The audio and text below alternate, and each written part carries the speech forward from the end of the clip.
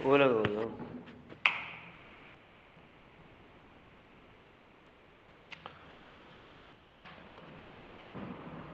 نحمده ونصلي ونسلم على رسوله الكريم أما بعد فأعوذ بالله من الشيطان الرجيم بسم الله الرحمن الرحيم قال يا آدم أنبئهم بأسمائهم فلما أنبأهم بأسمائهم قال ألم أقل لكم إني أعلم غيب السماوات والأرض إني أعلم غيب السماوات والأرض وأعلم ما تبدون وما كنتم تكتمون. دا آیت پاتشو قال يا آدم دا آیت مختصر وایو فأزلهم الشیطان. دا آیت انشاءاللہ تفصیلی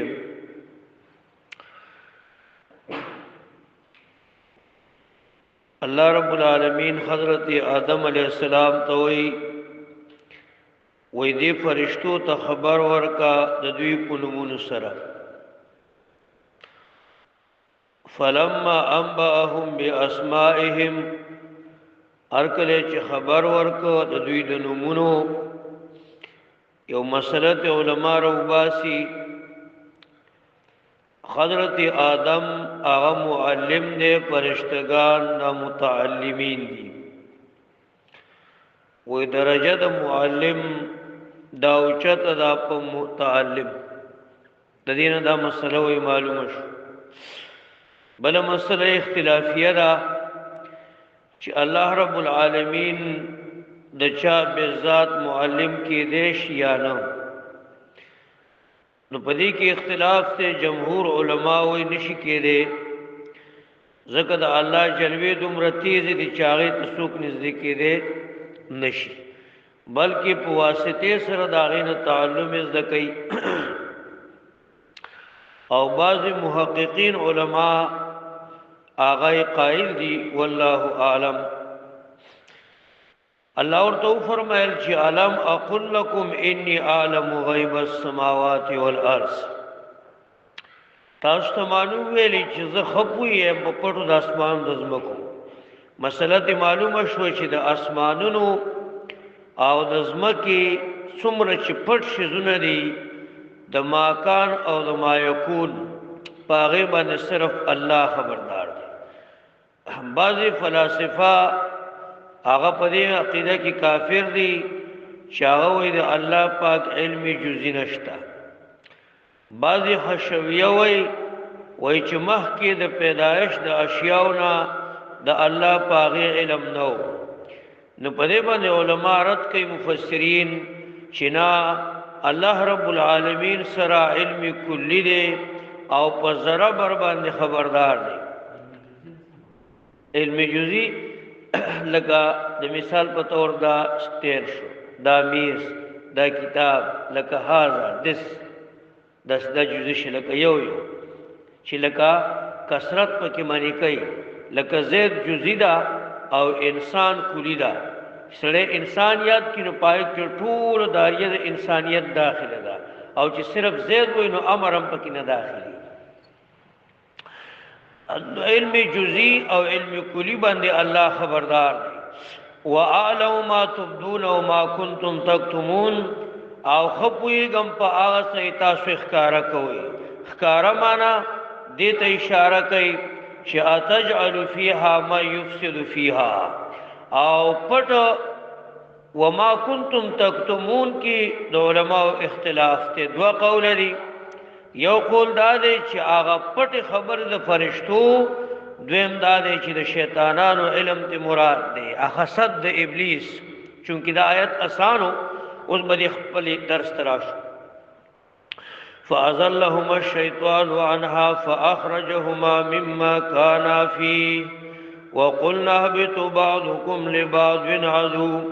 وَلَكُمْ فِي الْأَرْضِ مُسْتَقَرٌّ وَمَتَاعٌ إِلَى حِينٍ. ترجمہ بید آیت مسائل. آیت مشکل دے فازلهما الشیطان پس اوخو یول دی دوارو لر شیطان پو وسوسو سرا عنها د دی بوټینا یا عنها د دی جنتنا فاخرجهما پس رویستل الله پاک دی دوارو لا مما کانا فی د اغزینا چی او دا دوار پاگی کی وقلنا اللہ ویل منگا احبتو کشیتاسو بعضکم بعضستاسونا لبعضن د پار د بعضو عدوون دشمنان دی ولکم اوستاسو د پارا فی الارض پزمک کی مستقر زید قراری دی ومتاع الہین او سکدا چو وقت پوری دا ترجمه ده آیت کریمه کی 15 مسائل دی 15 لومبی مسئلہ تذلیل د حضرت آدم او د حضرت حوا بسبب الشیطان یا بوسوسه الشیطان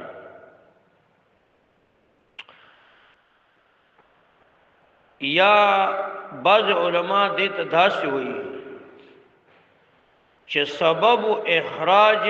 من الجنہ چه د جنت نولی روت داغی سبب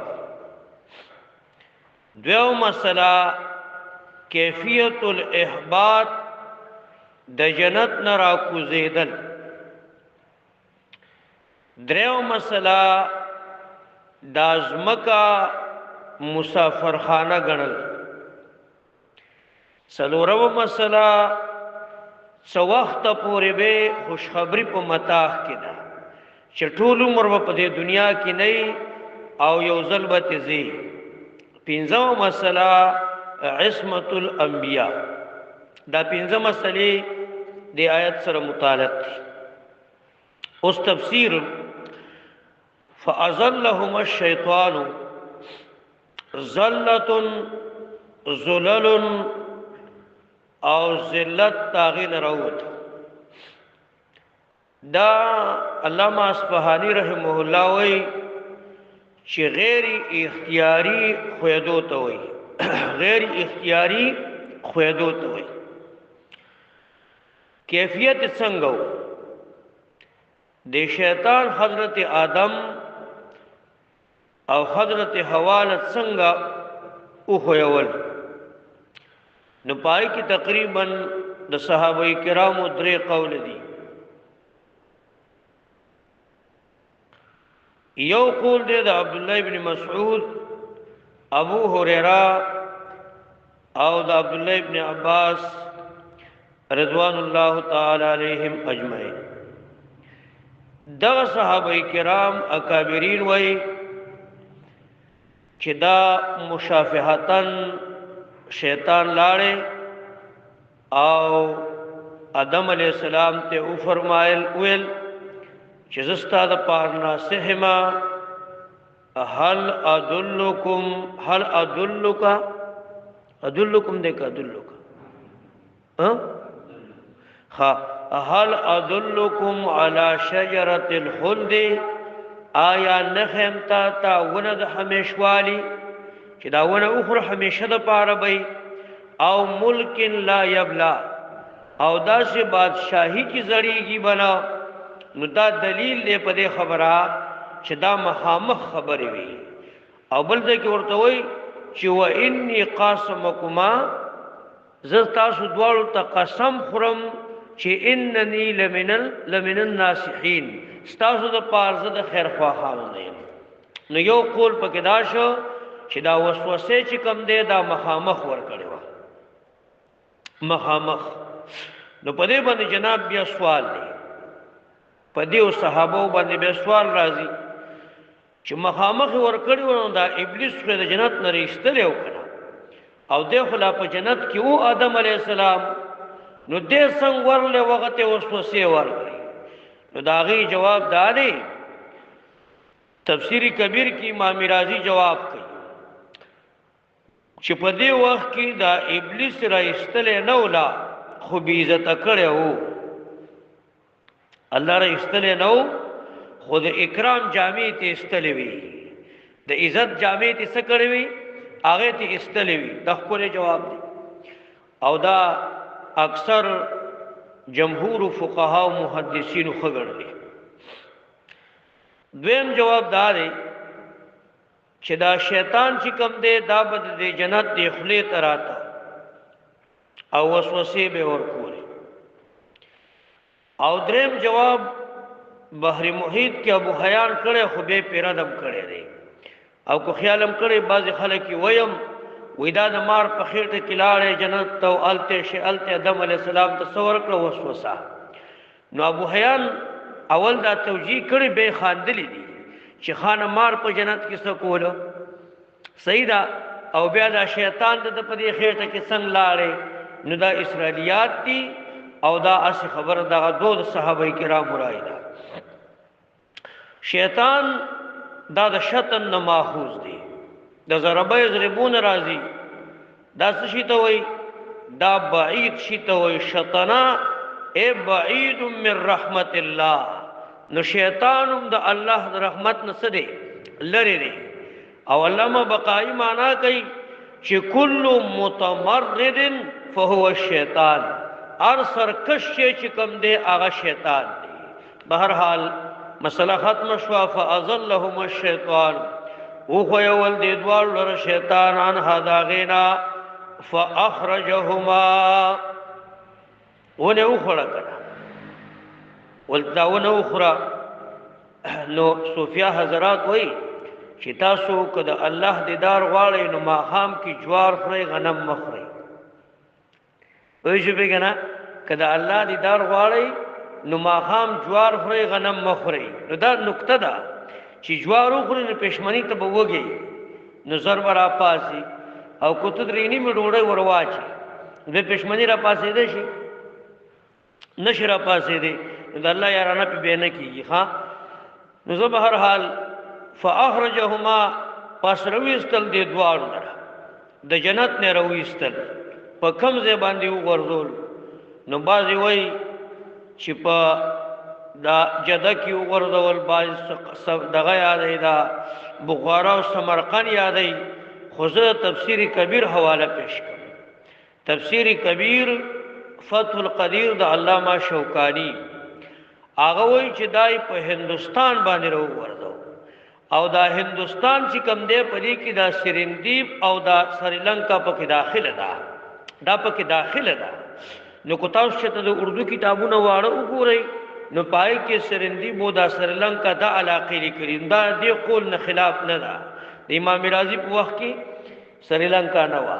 د ټول ته یو هندستان افغانستان پورې دا ټول یو هندستان بری صغیر پاک و هند باندې یاد ده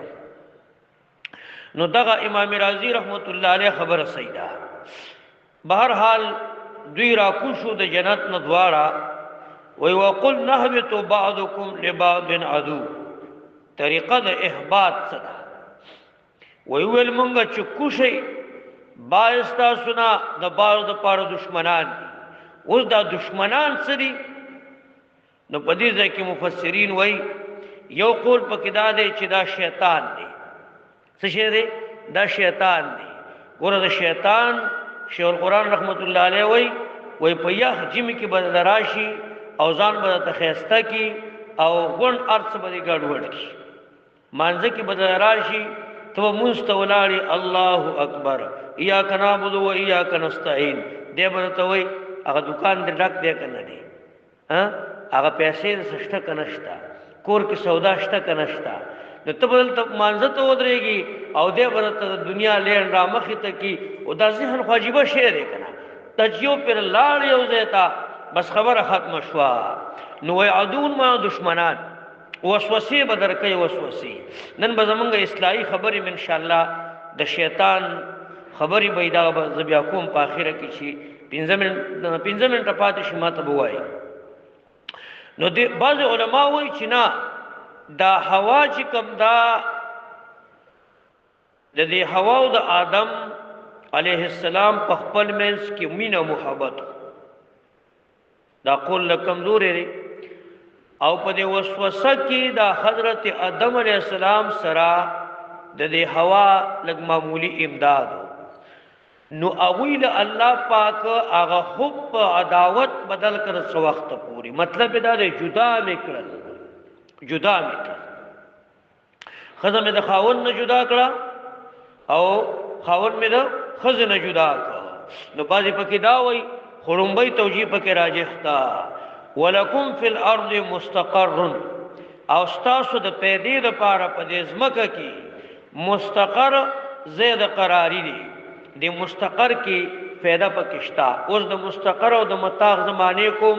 ان شاء الله پته لګي مستقر ویلې کېږي د مزیتا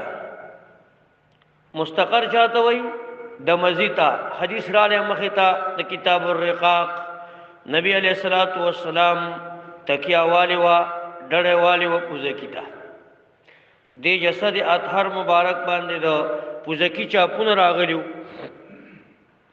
عبد الله ابن مسعود سے وراله وې د الله نبی زبستا لپاره بستر جوړ کم او ته خو دې پوزکی چې کم دی دا بدن مبارک کې د چاپونه جوړ شو نبی علیہ السلام ډړوالی وا دا سره اوچت شو عبد الله ابن مسعود سے توي وای مالی ول دنیا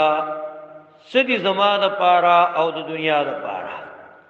او بیا ابن مسعود سے تو وصیت کړي چې بچیا کن فی الدنیا کانک غریب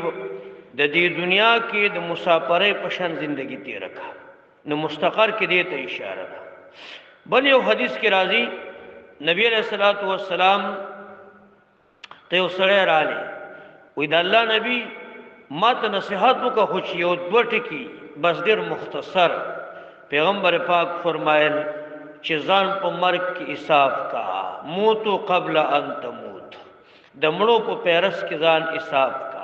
زمونږ استاد په جنګلو خلکو باندې خاور پرتی دي کنه نو چې مونږ ځان پاغي کې حساب مستقر دی ته وي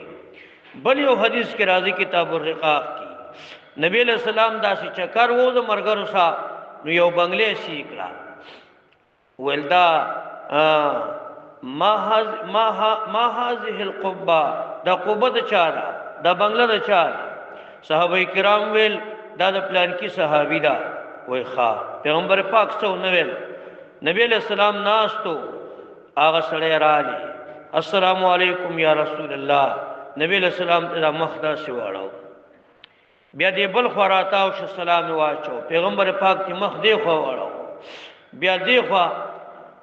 هغه صحابي لاړې صحابه کرامو ته وای مان څه غلطی شوې ده پیغمبر پاک زما سلام ناخلي هغه وای مونږ ته پته نشتا خو چکرم وو او استاد بنگله ولیدا نو دې پیغمبر پاک وای دا د چاله مونږ ته نور سره دی ویلي وای ښا لاړې هغه بنگله د زمکه سره اوار نن د عالم په خله باندې څوک ډول نه ماته ځکه عالم کې په خپل عمل نشته نو چې دغه په خپل عمل رااله دی به انقلاب راوړي زمنه ټینګيږي هم تم نه ټینګيږي بلم نه ټینګيږي خو هغه صحابي لاړې هغه بنگله وګورځول ختم کړه بیا رااله مسله ذکر کوم بیا شریع خیر پیغمبر پاک ته السلام علیکم وی وعلیکم سلام سلام واخستو نبی علیہ السلام ورته وصیت وکړو چې زیاتی کور بنه جوړي بس تای دو دی بچی دی سلور دی بچی دی د سلور کمرو اجازت شتا ٹھیک شو کنه یا یو کور دی چې ارڅنګ نه خو جوړه کا خود دین زیاتی کور دا کم کور چې مونږ اوسېګو دي ته د رهائش کور وای او زیاتی کور ته چې کم دیغه ته د نمائش کور وای نو علما لیکي چې دا نمائش بر وزن 27 دا نمائش کور بده پس الله پاک نسی لکه زیاتی بنگلو باندې رادو یو بنگلا پایت آباد کړه یو په اسلام آباد کړه یو په وټ آباد کړه او یو په سند کړه یو په کارغان کړه او په کارغه کړه او په کالام کې او بحرین کړه او چې ډېر په مالدار شنو یو په دوبۍ کړه او هغه نه په ډېر څه د حکومت نه وای نو بیا په کم ځای کړه بیا په انګلند او په امریکا کې او په وایټ هاوس کې او په غرونو په غاړو کې دا دسه دا کنه دا نو دا مستقر بس دنیا سره بویړه نه تړي. دنیا ګټل کمال دی، لګول کمال دی، خو زړه به اوسه تړي نه. بس دغه مستقر کې دی خبرې ته شي. یو غټه مسله پکې ده چې هغه مانه پات نشي. ومتاع الی حین، او سکر څه وخت پورې. نو متاع علما ډېرې معنی کوي. ګوره دی دنیا ته الله متاع وایي. قل متاع الدنیا قلیل. الله وایي څه که د دنیا دا لږه ده. اوس دا متاع وایي څه شي ته؟ نو بعض علما وایي څښا کپړې ته وایي، بعض څه وایي، بعض وایي ډیران ته وایي. عبدالله ابن عباس صاحب وایي سړو سر مخ وګوي، وایي متاع ویلې کېږي مردار ته. هغه ځناور چې د هغې غوښه خلک نه خوري لکه خر شه، سپی شه، خنزیر شه، هغه دغلته پرتی. او دې کې ما ته اوس یو حدیث خدای پاک رایات. نبی کریم علیه السلام د صحابه سره روان دی، حدیث ډېر خپان دی. پیغمبر پاک روان دی، نو یو دومره د ګړي بچی دی یا د چیلې بچی دی، او هغه مړ پروت دی. او په حدیث کې راځي دونه واړه واړه پوښنی پوښنی غوږونه دي. نو پیغمبر پاک د صحابه ته وایي الکه دغه چیلی بچی په څو اخلي؟ په 2 روپۍ څو کې اخلي؟ پیغمبر پاک به ګپ هم لګاو کله کله. صحابه ویلي رمو خدا نالو، ویل دا د مرداري بچی موږ نالو، خو مردار چې د چیلی بچی هم شي مردار هم شي نو څو کې اخلي؟ وایي موږ یې نالو. پیغمبر پاک وایي قسم مې دی په الله چې دا ټول دنیا راجمه کې کنا دا د دې مردار چیلی نه په الله سپکه ده. سوچ پکار دی، دماغ چلول پکار دی. په دې دنیا منګ خپل ایمان بیلا، اخلاق هم په بیل، معاملات هم غون ګډ ور دي. ځان لم قبر قسم دی د جهنم د کندو نه کند وګرځولا. خو چې په کم شي کې بس لوټي اقی ته ورځو. دا د آیت کریمه سنس حل وشو. په دې آیت کې یو عظیم مسله ده چې هغه ته ویل کېږي عصمت الانبیاء. د انبیاء کرامو عصمت، انبیاء علیهم السلام د ګناه نه پاک دي. د دې مال 2 طریقې راځي. یو طریقه د قاضی عیاض دا په شفا کې لیکل دا. قاضی عیاض تابعی دی، د صحابه شاګرد دی، او شفای کتاب دی صفه د بحث نه با شروع کړي 105 پورې پرې باندې باس کړي دي. خو چونکه هغه ډېره مشکل ده په دې لږ وخت کې نه کېږي. د شیخ جاجروی رحمت الله علیه طریقه چې کوم ده هغه ډېره مختصر ده. ان شاء الله تاسو په پوه شئ پاغه د عوامو لپاره دا طریقه خده. شیخ عبدالغنی جاجروی رحمت الله علیه فرمایي چې عصمت الانبیاء اول خدای زده کوي چې دا عصمت څه ته وایي.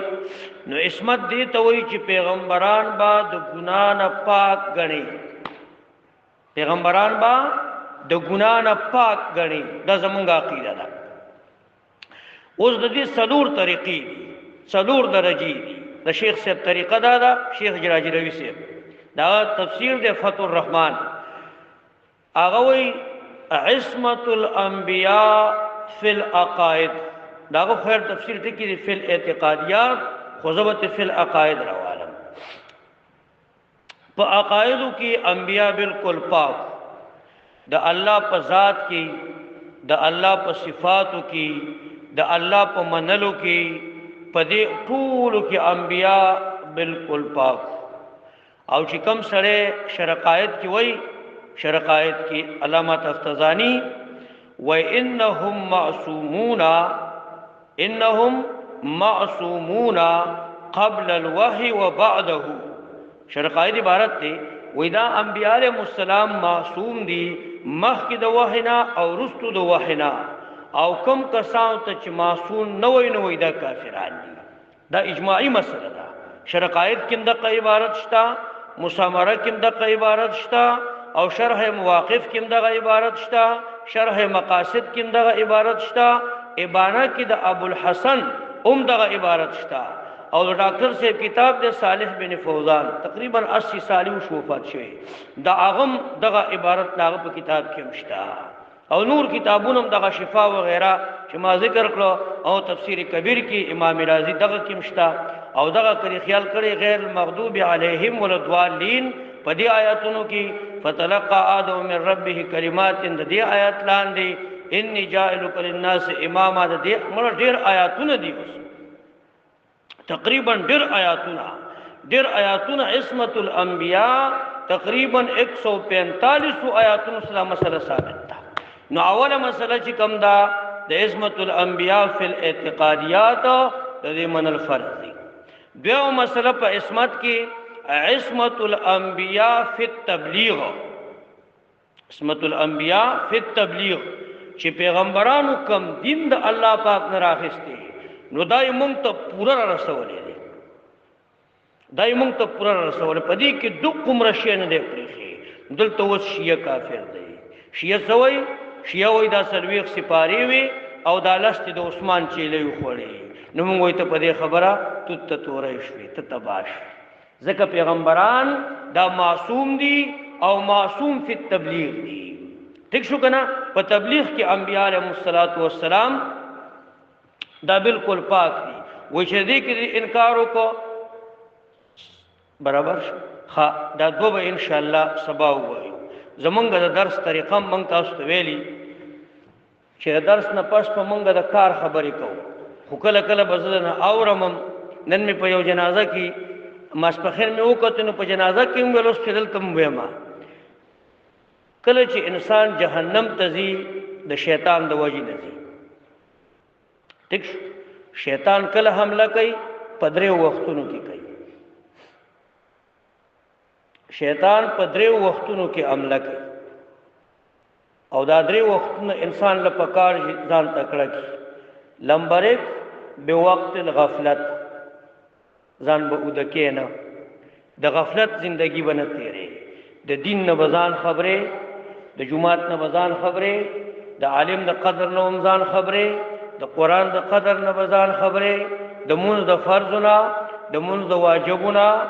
او د قرانګي د قبرستان د آدابونه د مړو آدابونه د ژوندۍ د آدابونه